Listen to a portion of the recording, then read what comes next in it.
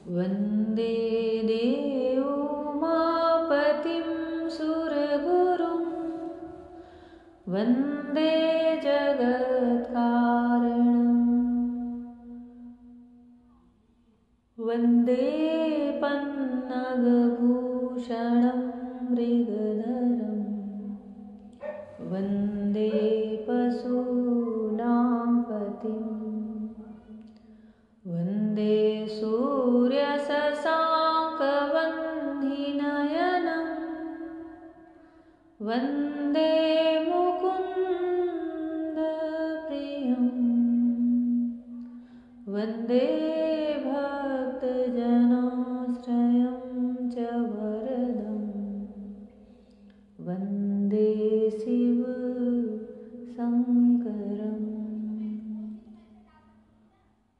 वन्दे शिवशङ्करम्। जय श्री कृष्ण। महादेव सब पर प्रसन्न हूँ। जय श्री कृष्णा मेरी सोल फैमिली आध्यात्म आपके अपने चैनल पर मैं नंदा आप सबका बहुत बहुत स्वागत करती हूँ। श्रीमद् भागवत महापुराण का सप्तम स्कंद चल रहा है। नृसिंह भगवान का अवतार हो चुका है और हिरण्याकशिपु का वध हो चुका है। प्रहलाद दोनों हाथों को जोड़े करबद्ध खड़े भगवान की दिव्य वेद महान स्तुति कर रहे हैं। हम भी स्तुति में सम्मिलित होकर के भगवान की प्रार्थना करें, आराधना करें, उन्हें प्रसन्न करें और स्वयं को भय से मुक्त करें, निर्भय रहें, निर्भय बने।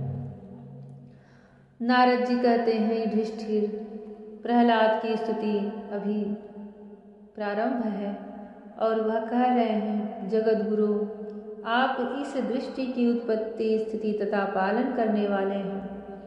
ऐसी अवस्था में इन जीवों को इस भव नदी के पार उतार देने में आपका क्या प्रयास है।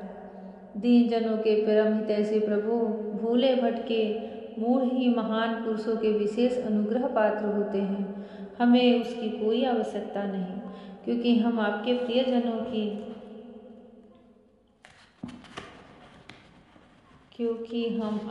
प्रियजनों की सेवा में लगे रहते हैं, इसलिए पार जाने की हमें कभी चिंता ही नहीं होती। परमात्मन इस भव वैतरणी से पार उतरना दूसरे लोगों के लिए अवश्य ही कठिन है, परंतु मुझे तो इससे तनिक भी भय नहीं है, क्योंकि मेरा चित्त इस वैतरणी में नहीं आपकी उन लीलाओं के गान में मग्न रहता है, जो स्वर्गीय अमृत को भी तिरस्कृत करने वाली परमामृत स्वरूप है। मैं उन मूढ़ प्राणियों के लिए शोक कर रहा हूँ, जो आपके गुणगान से विमुख रहकर इंद्रियों के विषयों का मायामय झूठा सुख प्राप्त करने के लिए अपने सिर पर सारे संसार का भार ढोते रहते हैं। मेरे स्वामी बड़े बड़े ऋषि मुनि तो प्रायः अपनी मुक्ति के लिए निर्जन वन में जाकर मौन व्रत धारण कर लेते हैं। वे दूसरों की भलाई के लिए कोई विशेष प्रयत्न नहीं करते, परंतु मेरी दशा तो दूसरी ही हो रही है। मैं इन भूले हुए असहाय गरीबों को छोड़कर अकेला मुक्त होना नहीं चाहता और इन भटकते हुए प्राणियों के लिए आपके सिवा और कोई सहारा भी नहीं दिखाई पड़ता। घर में फंसे हुए लोगों को जो मैथुन आदि का सुख मिलता है, वह अत्यंत तुच्छ एवं दुख रूप ही है।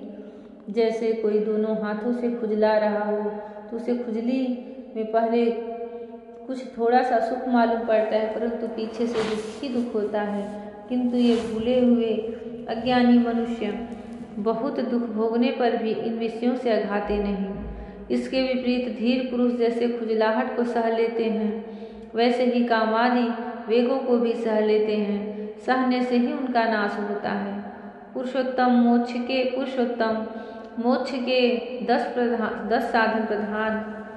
मोक्ष के 10 साधन प्रसिद्ध हैं। मौन,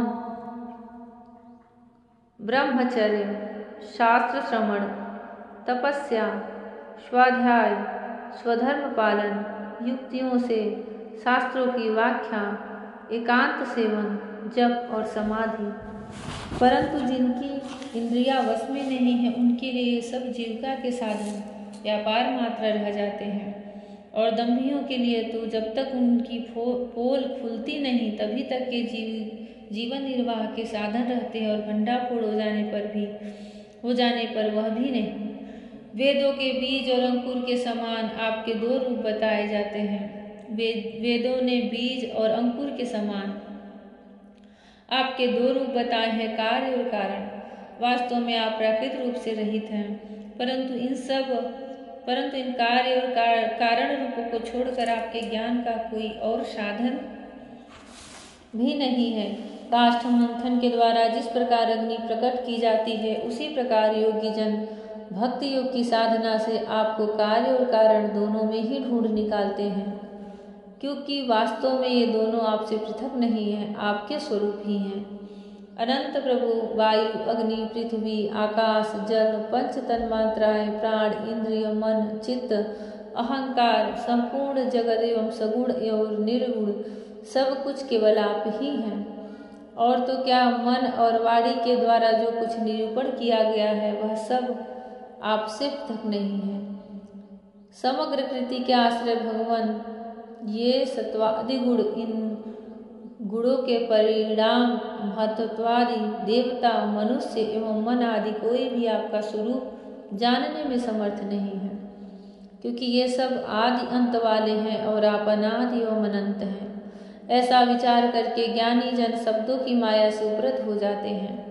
परम पूज्य, आपकी सेवा के 6 अंग हैं: नमस्कार, स्तुति, समस्त कार्यों का समर्पण, सेवा, पूजा, चरण कमलों का चिंतन और लीला कथा का श्रवण। इस खडंग सेवा के बिना आपके चरण कमलों की भक्ति कैसे प्राप्त हो सकती है, और भक्ति के बिना आपकी प्राप्ति कैसे हो सकती है। प्रभु, आप तो अपने परम प्रियतम भक्तजनों के परम हंसों के ही सर्वस्व हैं। नारद जी कहते हैं, इस प्रकार भक्त प्रहलाद ने बड़े प्रेम से प्रकृति और प्राकृत गुणों से रहित भगवान के स्वरूपभूत गुणों का वर्णन किया। इसके बाद वे भगवान के चरणों में सिर झुकाकर चुप हो गए।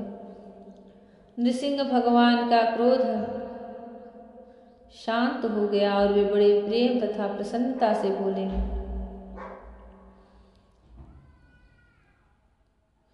श्री नृसिंह भगवान ने कहा, परम कल्याण स्वरूप प्रहलाद, तुम्हारा कल्याण हो। दैत्य श्रेष्ठ, मैं तुम पर अत्यंत प्रसन्न हूँ। तुम्हारी जो अभिलाषा हो मुझसे मांग लो। मैं जीवों की इच्छाओं को संपूर्ण करने वाला हूँ। आयुष्मान, जो मुझे प्रसन्न नहीं कर लेता उसे मेरा दर्शन मिलना बहुत ही कठिन है, परंतु जब मेरे दर्शन हो जाते हैं तो फिर प्राणी के हृदय में किसी प्रकार की जलन नहीं रह जाती। मैं समस्त मनोरथों को पूर्ण करने वाला हूँ, इसलिए सभी कल्याणकामी परम भाग्यवान साधुजन जितेंद्रिय होकर अपनी समस्त वृत्तियों से मुझे प्रसन्न करने का ही यत्न करते हैं।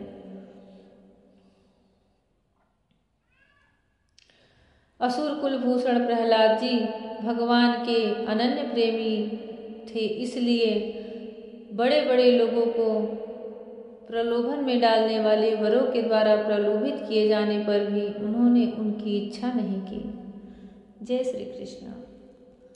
भक्त प्रहलाद का यह दिव्य स्तुति संपूर्ण होता है। बड़े ही एकाग्र मन से, धैर्य मन से भगवान की उन्होंने इतनी गंभीर और दिव्य स्तुति की।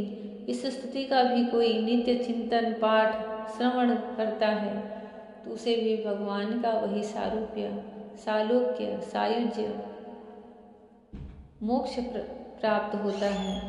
भगवान सबके हृदय की व्यथा जानते हैं, सबके हृदय की गति जानते हैं। सब पर प्रसन्न हों, सबके भयों को दूर करें, सबको भय मुक्त करें, निर्भय करें। भगवान श्री कृष्ण हम सब पर अपनी करुणा भरी दृष्टि बरसाएं। जय श्री कृष्ण, जय श्री कृष्ण, राधे राधे, जय श्री कृष्ण, हरि ओम।